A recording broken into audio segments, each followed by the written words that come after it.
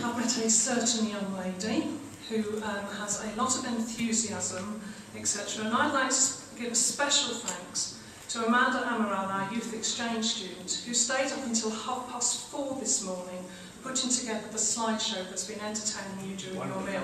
So,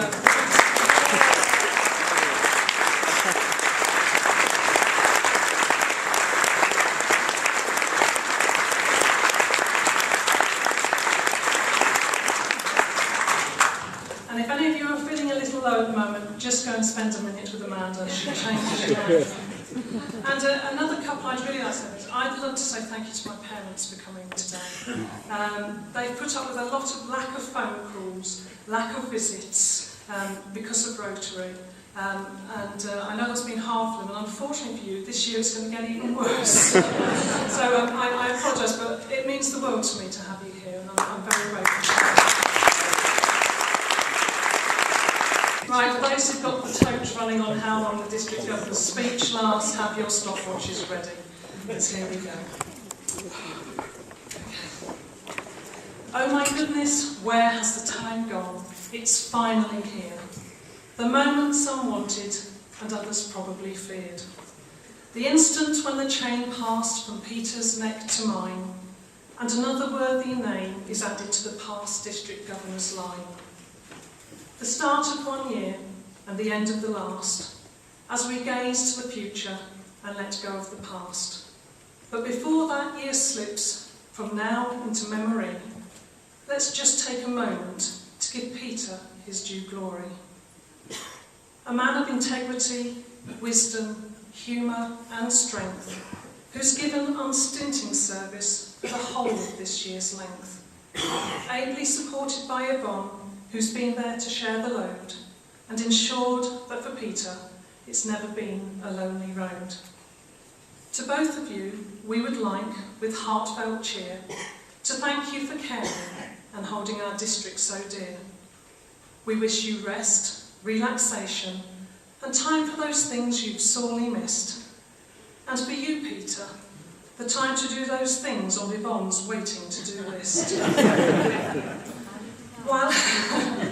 Whilst at the beginning of this talk, a few thanks for today I must share. To my club members for helping with the preparations, who've given it much attention and care. To the staff at RIBI, who designed tickets and menus and took the admin on. To Michael Richardson for his services, which meant the headache of printing was gone. To David Butler, who's given me support and used his negotiation skills throughout. And to the staff at the Motorcycle Museum, who delivered us a great meal, of that there is no doubt. And finally, to Paul, my husband, who continues to stand by me each step of the way, and to whom I promise it's only for another 368 days. Really? So what do I talk about for the next few minutes at this handover meal, whilst ensuring the contents of 67 club talks I do not steal? Making sure I do not bore you or cause you to lose the will to live, but rather inspire you to get up in service once again, to give. Those who've heard me before know eloquence is not the order of the day, and great exhortations and showiness are certainly not my way.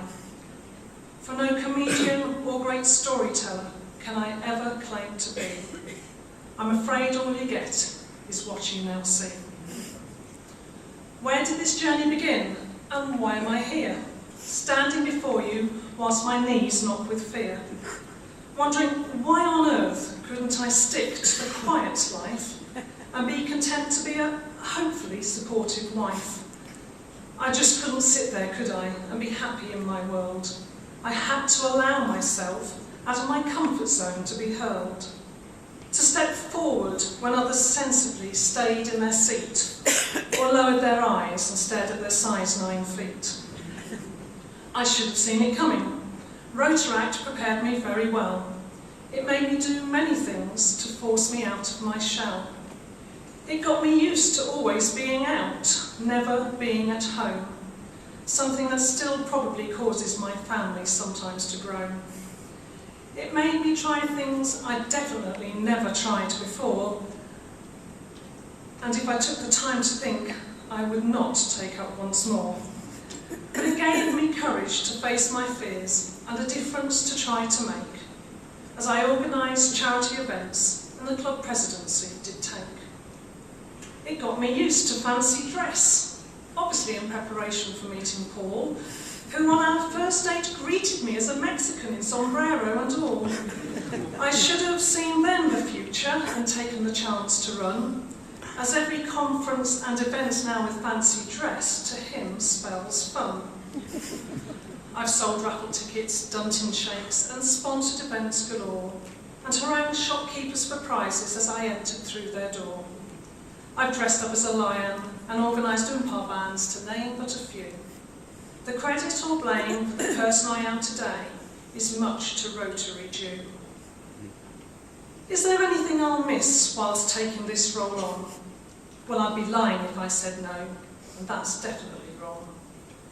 Firstly, the chance to use my season ticket for every home game.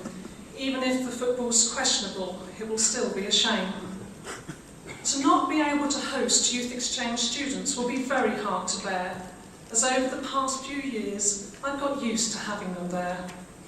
I've enjoyed being their host mum and watching them grow and mature, even if at times I've been very glad to hide the mess behind their bedroom door.